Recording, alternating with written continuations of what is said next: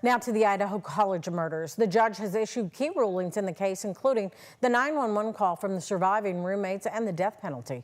ABC's Kana Whitworth has the details.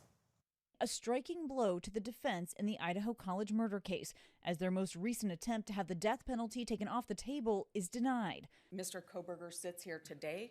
He's innocent, and it's up to the state to bring evidence. Bryan Kohberger's defense team has argued that his autism spectrum disorder should preclude him from capital punishment.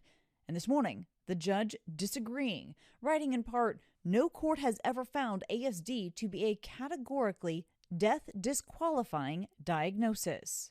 The judge also citing the defendant's IQ, which is in the 90th percentile for his age, and his 4.0 GPA when receiving his master's degree in criminal justice. The judge has found because his diagnosis does not affect his intellectual capacity, he can still be subject to the death penalty.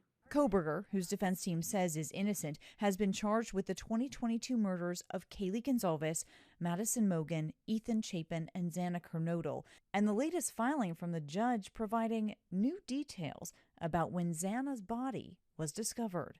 The judge citing grand jury testimony from a surviving roommate stating that when her friends were called over the morning after the murders, one of them went to the second floor to grab a kitchen knife. When he came back out, the surviving roommate saw Xana again for a split second, and I just started bawling.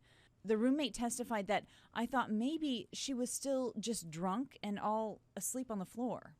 And at 11:55, that surviving roommate is heard pleading with the 911 dispatcher. This happened in our house. We don't know what.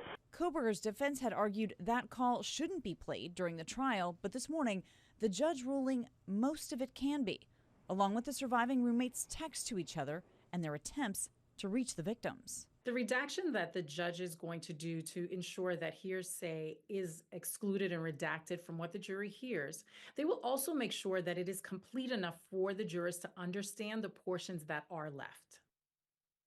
The judge also allowing prosecutors to call several expert witnesses to the stand during trial, and that includes 2 members of the FBI to discuss cell phone records and a change in spending habits, as well as a supervisor at Amazon. Now, the next pre-trial hearing is on May 15th.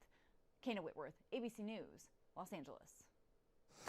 And his trial is set to start August 11th and is expected to last several months.